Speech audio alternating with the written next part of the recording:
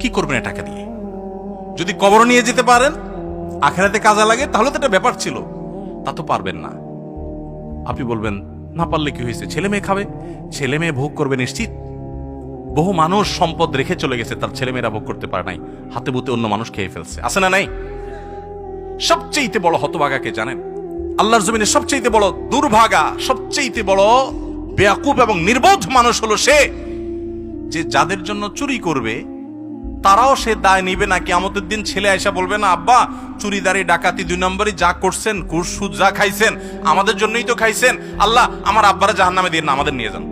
বলবে না ভাই, কোরআন বলেছে ইয়াউমা ইয়াফিরুল মারউ মিন আখিহি ওয়া উম্মিহি ওয়া আবিহি ওয়া সাহিবাতিহি ওয়া বানি।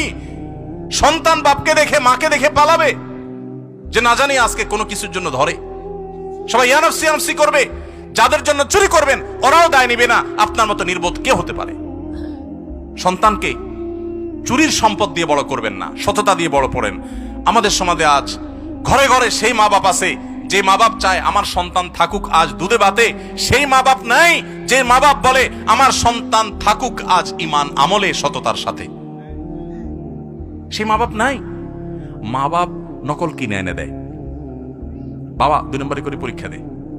যেই মা বাপ সততা শিখাবে, সততার সংকল্প করাবে, সেই মা বাপ চুরি শিখাচ্ছে। এজন্য সমাজের রন্ধ্রে রন্ধ্রে, খাজে বাজে, কোনা কাঞ্চিতে সর্বত্র দেখবেন চোর আর চোর উৎপাদন হচ্ছে, দুর্নীতিবাজ উৎপাদন হচ্ছে।